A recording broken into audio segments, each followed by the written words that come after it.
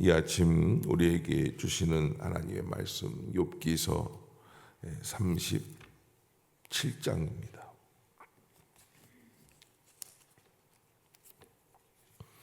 욥의 젊은 친구, 좀 똑똑한 친구죠. 엘리후가 마지막 변론을 하고 있는 부분입니다. 이 부분 이후에 하나님께서는 욥을 만나 주시죠. 37장 한 절씩 교독합시다. 이로 말미암아 내 마음이 떨며 그 자리에서 흔들렸도다.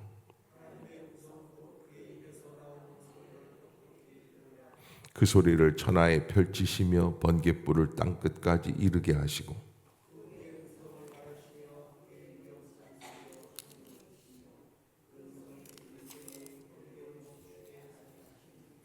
하나님은 놀라운 음성을 내시며 우리가 헤아릴 수 없는 큰 일을 행하시느니라.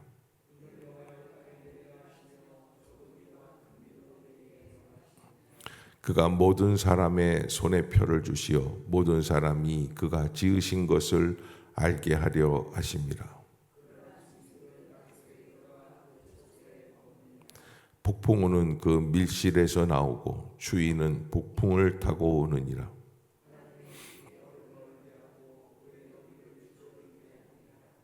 또한 그는 구름에 습기를 실으시고 그의 번개로 구름을 흩어지게 하시느니라.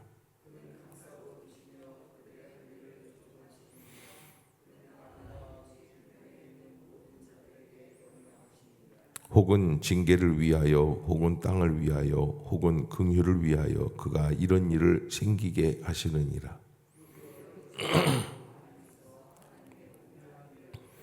하나님이 이런 것들에게 명령하셔서 그 구름의 번개로 번쩍거리게 하시는 것을 그대가 아느냐?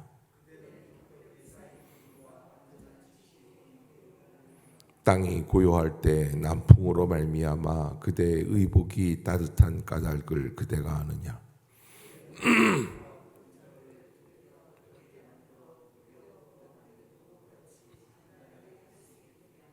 우리가 그에게 한 말을 그대는 우리에게 가르치라. 우리는 아도나여 아뢰지 못하겠노라.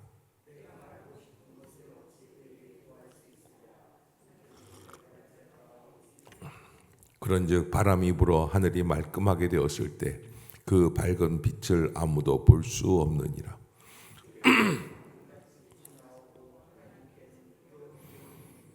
전능자를 우리가 찾을 수 없나니 그는 권능이 지극히 크사 정의나 무한한 공의를 굽히지 아니하심이니라.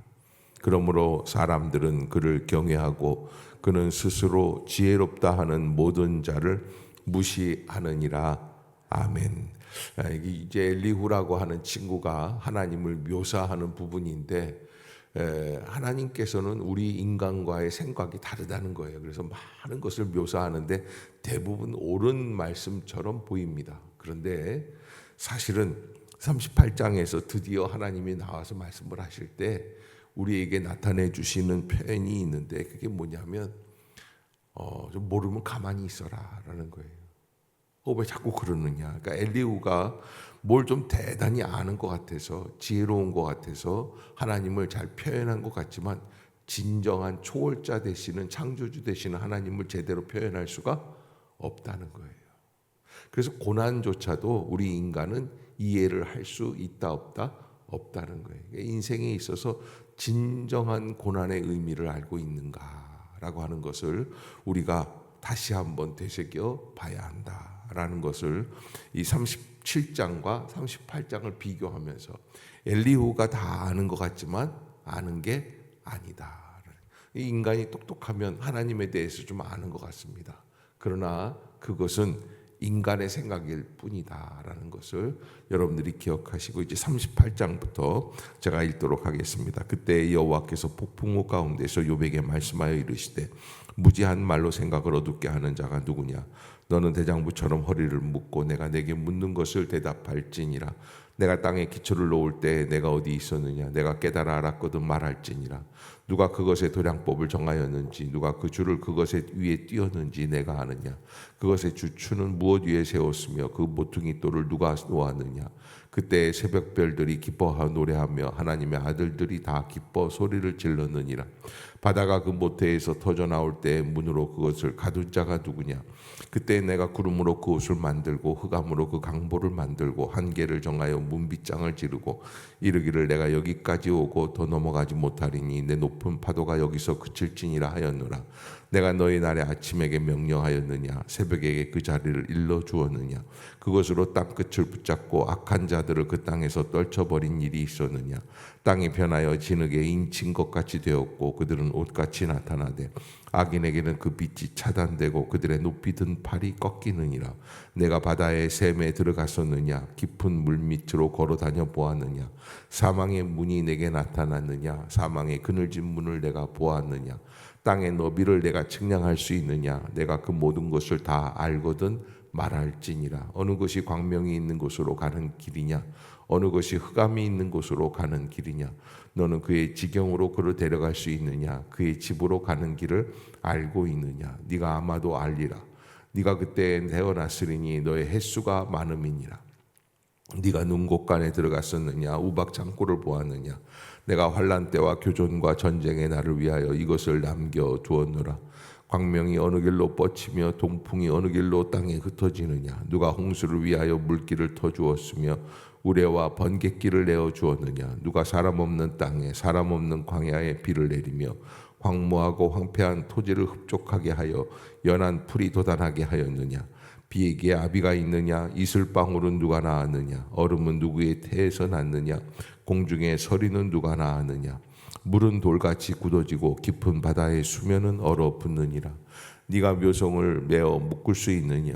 삼성의 띠를 풀 수 있겠느냐. 너는 별자리들을 각각 제때에 이끌어낼 수 있으며 북두성을 다른 별들에게로 이끌어갈 수 있겠느냐.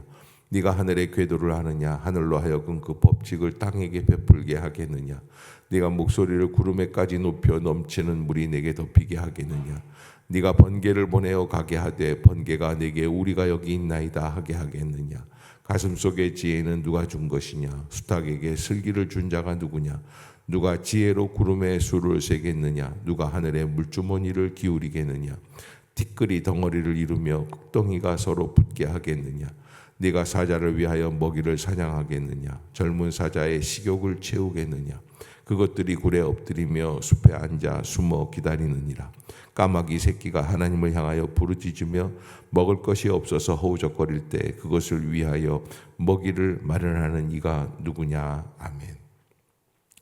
욥은 지금 자기가 당하는 고난에 대해서 하나님이 좀 속 시원하게 좀 말씀을 해주셨으면 좋겠다라는 마음이 있겠죠. 그러나 하나님은 나타나셔서 무엇을 말씀하십니까? 네가 세상을 아느냐. 하나님의 존재 자체 앞에서도 하나님조차도 이해할 수 없는 네가 뭘 얘기하려고 하느냐라고 하는 것을 대해서 계속적으로 말씀해 주고 계신다라고 하는 것을 여러분들이 이해하시면 되겠습니다. 39장 보겠습니다. 산염소가 새끼 치는 때를 내가 아느냐. 암사슴이 새끼 낳는 것을 내가 본 적이 있느냐. 그것이 몇 달 만에 만삭되는지 아느냐. 그 낳을 때를 아느냐. 그것들은 몸을 구부리고 새끼를 낳으니 그 괴로움이 지나가고 그 새끼는 강하여져서 빈들에서 크다가 나간 후에는 다시 돌아오지 아니하느니라. 누가 들나귀를 놓아 자유롭게 하였느냐. 누가 빠른 나귀에 매인 것을 풀었느냐. 내가 들을 그것의 집으로 소금 땅을 그것이 사는 처소로 삼았느니라. 들나귀는 성읍에서 찌꺼리는 소리를 비웃나니 나귀치는 사람이 지르는 소리는 그것에게 들리지 아니하며 초장 언덕으로 두루다니며 여러 가지 푸른 풀을 찾느니라. 들소가 어찌 기꺼이 너를 위하여 일하겠으며 내 외양간에 머물겠느냐. 네가 능히 줄로 메어 들소가 이랑을 갈게 하겠느냐. 그것이 어찌 골짜기에서 너를 따라 썰애를 끌겠느냐. 그것이 힘이 세다고 네가 그것을 의지하겠느냐. 네 수고를 그것에게 맡기겠느냐. 그것이 내 곡식을 집으로 실어오며 내 타작마당에 곡식 모으기를 그것에게 의탁하겠느냐. 다조는 즐거이 날개를 치나 학의 깃털과 날개 같겠느냐. 그것이 알을 땅에 버려두어 흙에서 더워지게 하고 발에 깨어질 것이나 들짐승에게 밟힐 것을 생각하지 아니하고 그 새끼에게 모질게 대함이 저 새끼가 아닌 것처럼 하며 그 고생한 것이 헛되게 될지라도 두려워하지 아니하나니 이는 하나님이 지혜를 베풀지 아니하셨고 총명을 주지 아니함이라. 그러나 그것이 몸을 떨쳐 뛰어갈 때에는 말과 그 위에 탄 자를 우습게 여기느니라.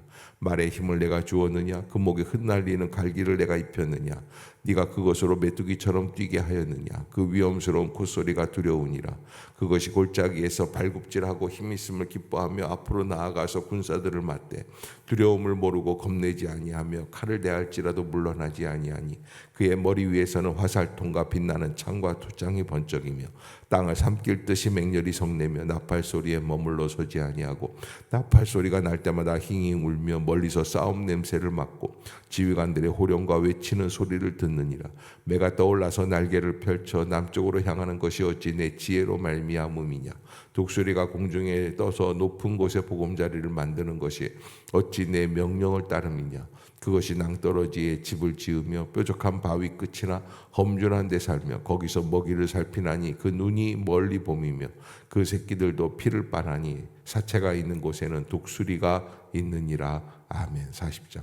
여호와께서 또 욥에게 일러 말씀하시되 트집 잡는 자가 전능자와 다투겠느냐. 하나님을 탓하는 자는 대답할지니라.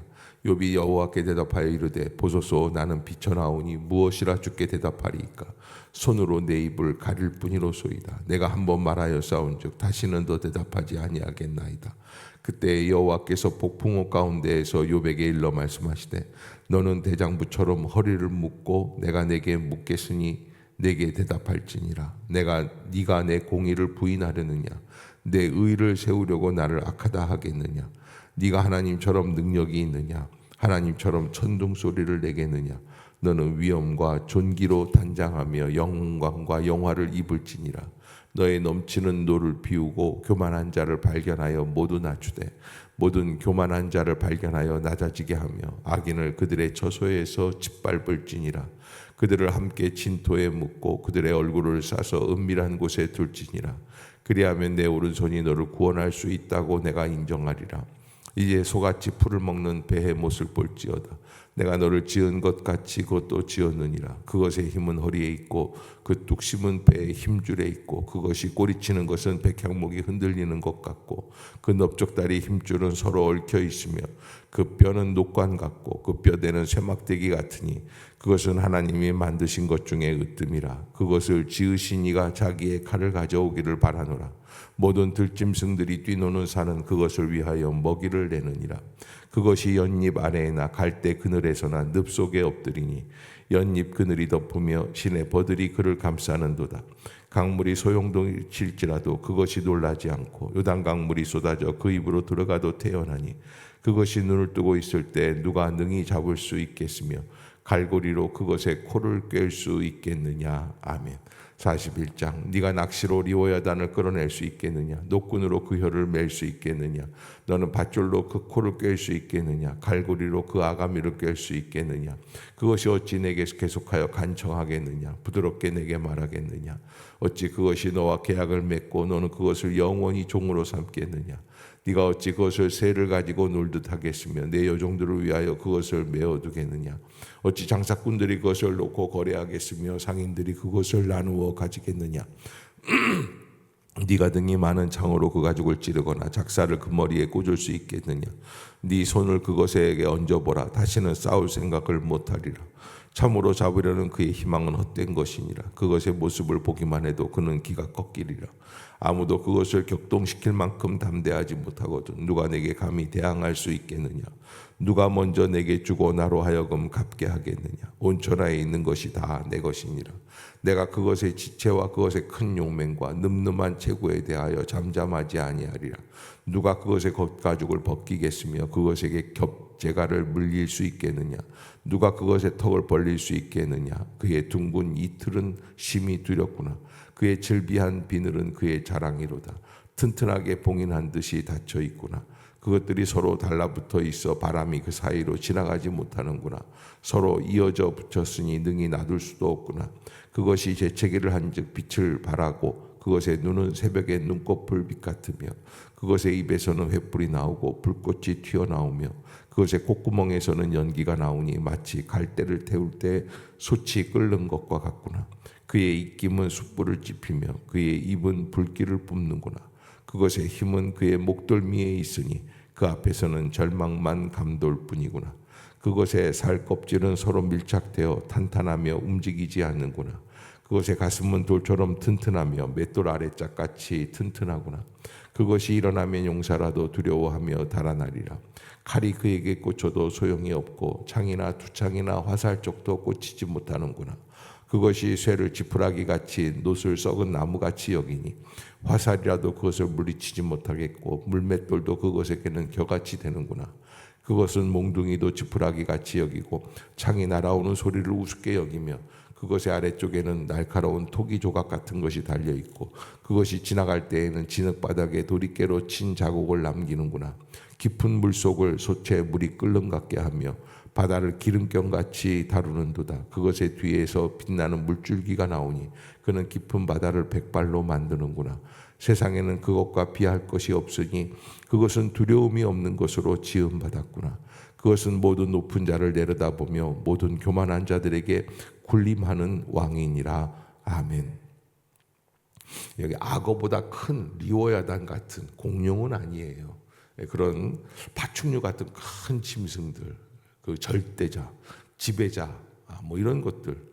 그런데 여러분, 이게 이런 짐승이 사실은 실제로 있는 것도 무섭지만 사실은 그 악어나 리워야단, 악어보다 더 크거든요.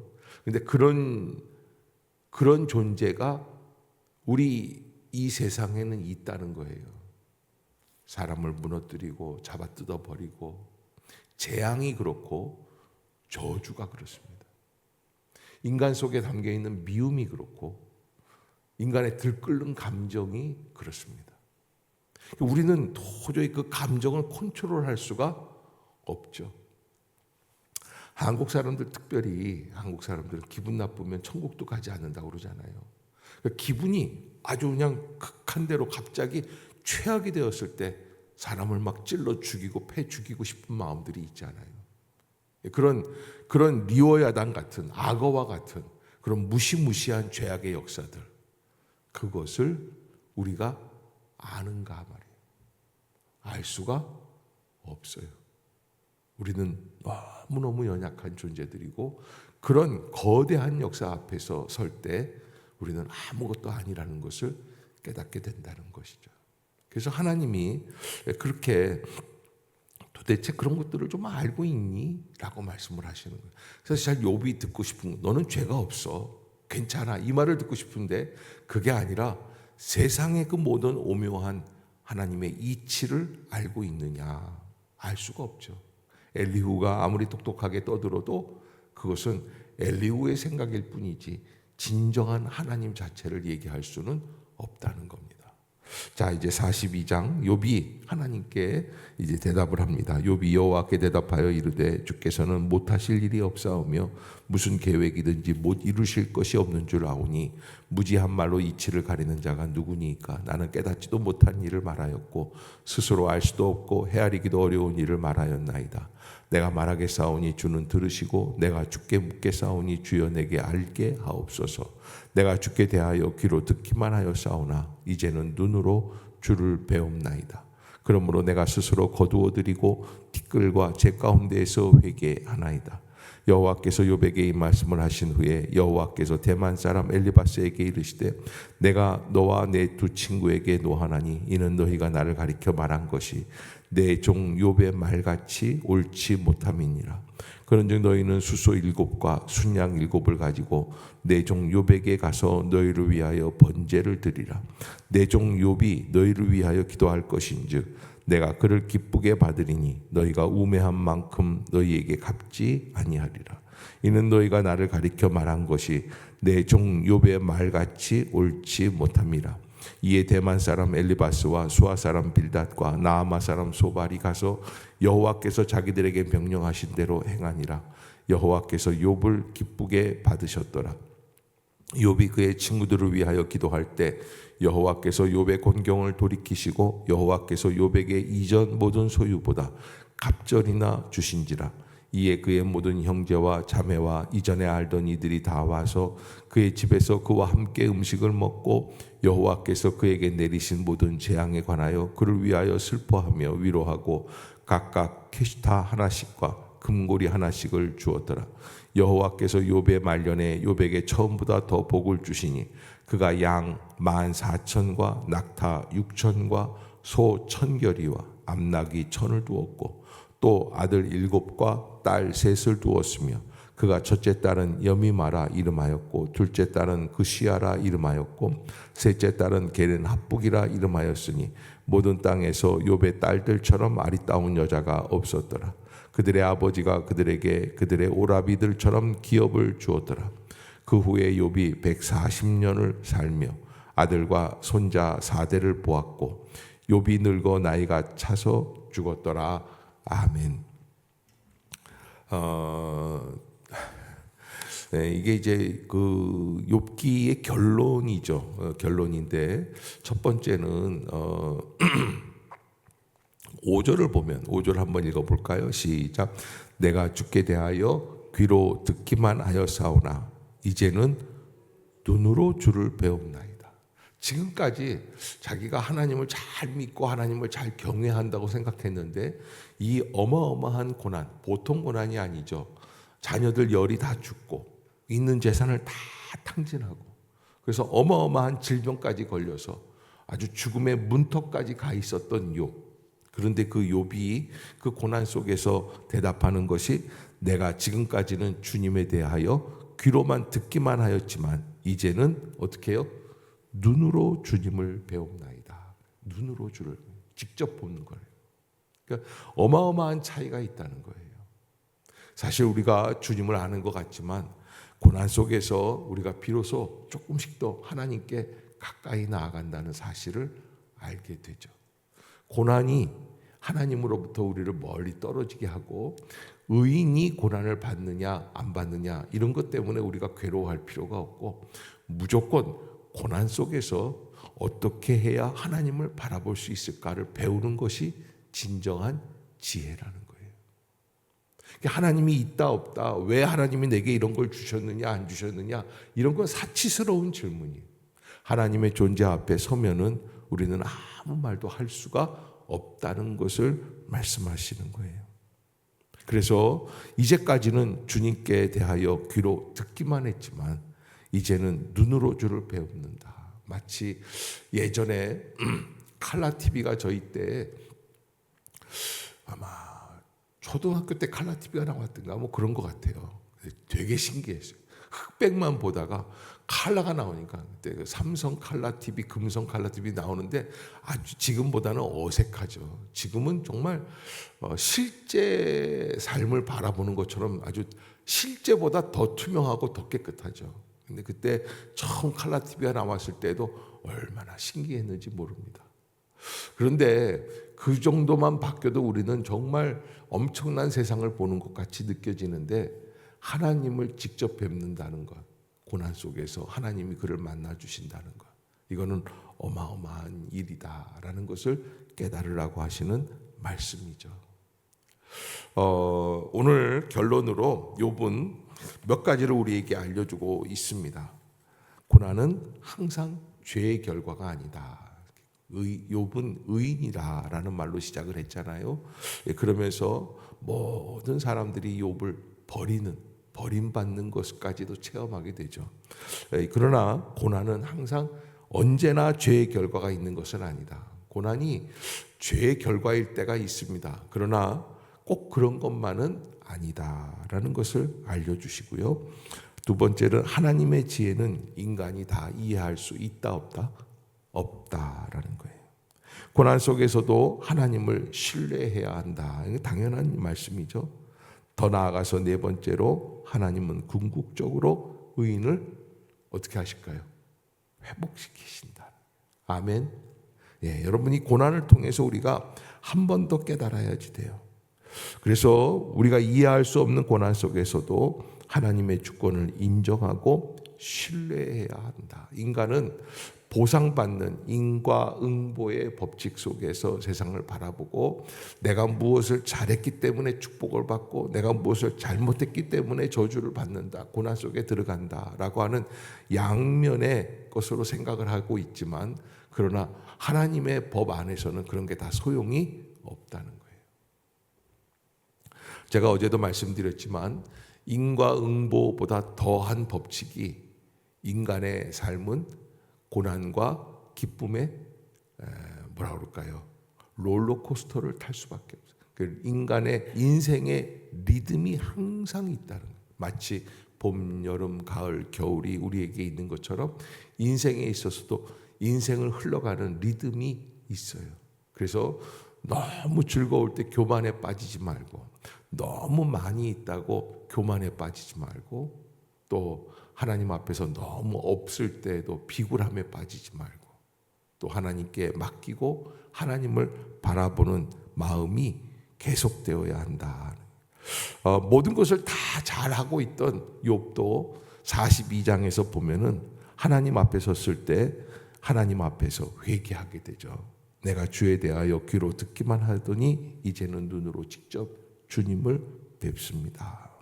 하나님은 욥의 친구들이 틀렸다고 책망하시고 욥이 그들을 위해 기도하도록 하시고, 이후에 하나님은 욥의 모든 것을 2배로 회복시켜 주시고 새로운 자녀와 재산을 주시고 욥은 140세까지 장수하며 행복한 삶을 누린다. 근데 여기서 한 가지 알아야 될 게,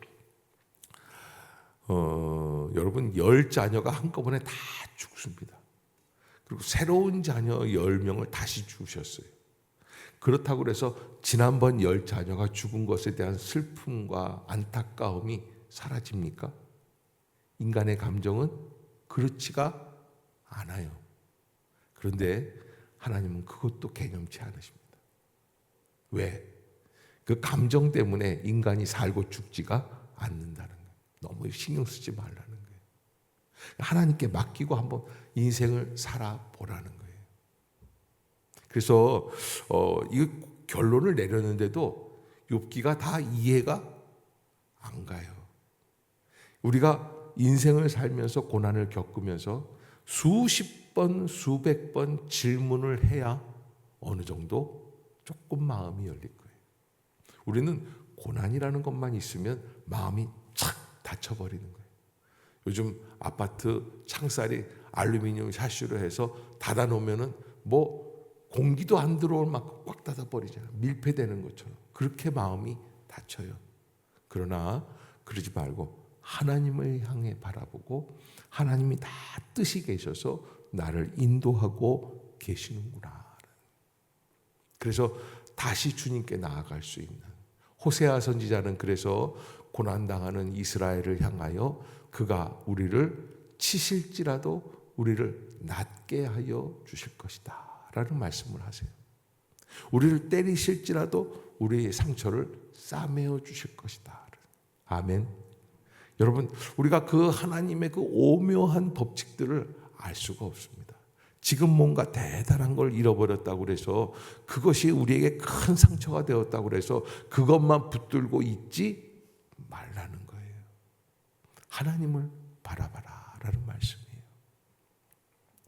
그러면 반드시 다시 회복할 수 있는 길을 열어주신다. 참 재미있는 거는 하나님께서 그 욥에게 재산이나 이런 거는 다 고난 뒤에 배로 주십니다.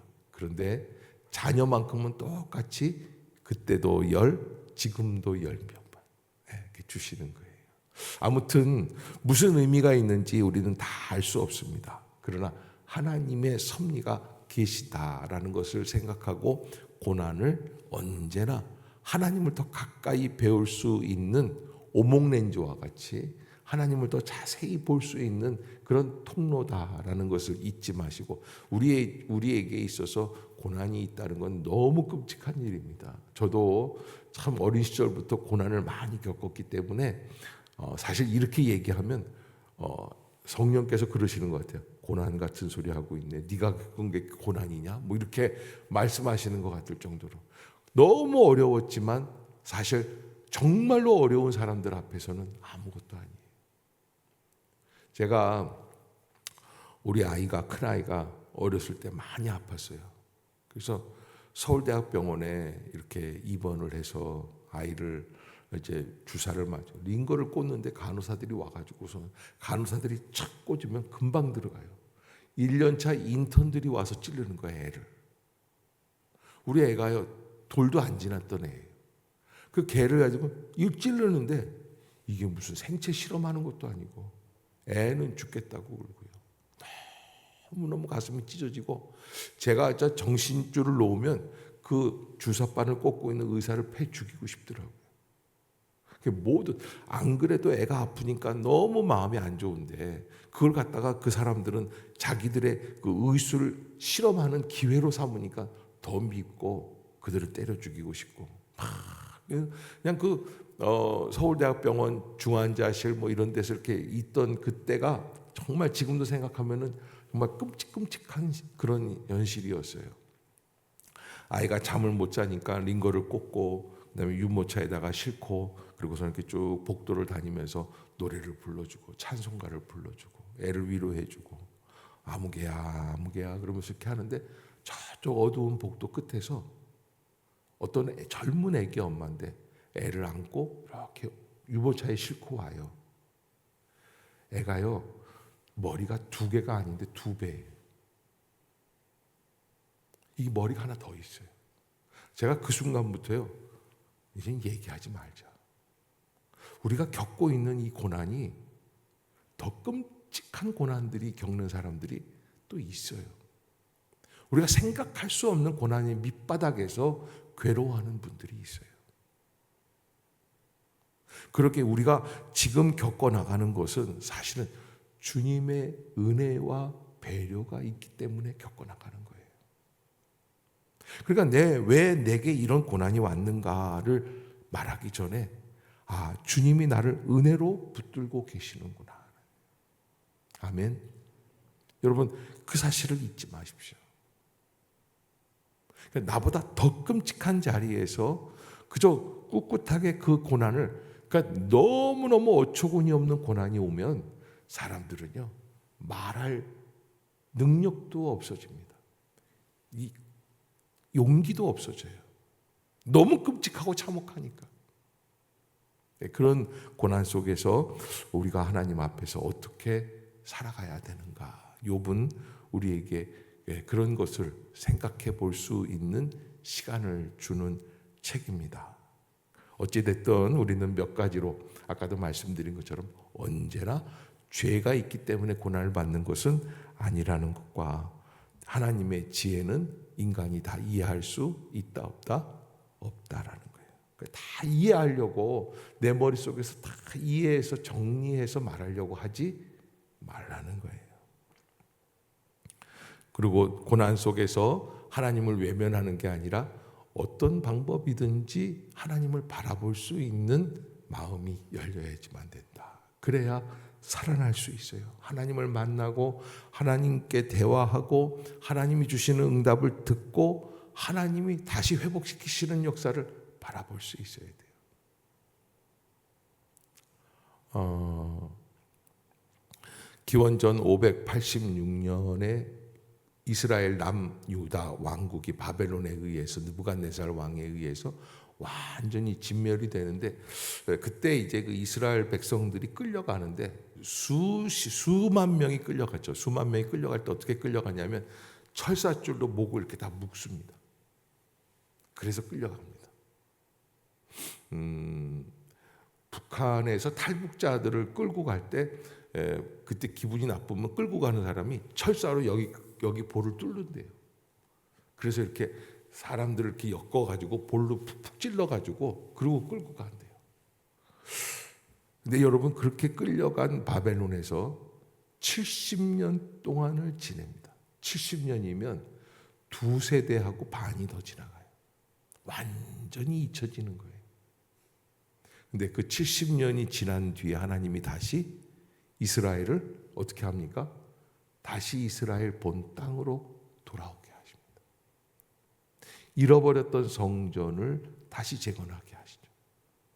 멈추었던 구원, 하나님이 이스라엘을 버리셨다. 바벨론의 마루둑이라고 하는 신과 이스라엘의 여호와라는 신이 싸워서 참패를 하셨다. 뭐 이런 이야기까지 나왔습니다. 그러나 그런 모든 것 속에서 하나님은 이스라엘을 다시 언제 그랬냐는 듯이 다시 회복시키시는 거예요. 그게 하나님의 뜻을 알 수가 없죠. 우리는 깨달을 수가 없습니다. 그런 고난을 극복한 뒤에 바벨론에서 다시 욥기를 정리하는 이스라엘 백성들입니다. 지금도 이란에 가면 욥의 집이 있대요. 욥이라는 게 우리는 이게 무슨 희곡처럼 꾸며낸 소설이 아니냐 그러는데 욥의 생가가 있어요. 그러면 또 욥이 살았구나. 뭐 할 말을 잃어버리게 돼요. 야, 이게 진짜 우리가 봤을 때 시나리오 같고 소설 같은데 어떻게 하나님은 이렇게 하셨지? 이런 일들을 우리가 생각해 보게 됩니다.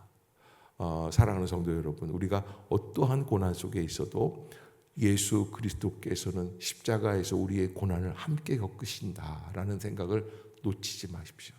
주님이 우리와 동행하고 계신다. 나만 고통스러울까 생각하지 마십시오. 주님이 함께 동행해 주시기에 합력하여 선을 이루고 또 우리가 감당할 만한 시험당함을 우리가 감당치 못할 시험당함을 허락지 아니하시고 시험당할 즈음에 또한 피할 길을 내시는 하나님. 그래서 우리가 살아가고 있다라는 사실을 여러분들이 꼭 잊지 마시고 이 아침 다시 한번 욥기를 읽은 사람으로 살아낼 수 있는 그런 성도들이 되시기를 주의 이름으로 축복합니다. 기도하겠습니다.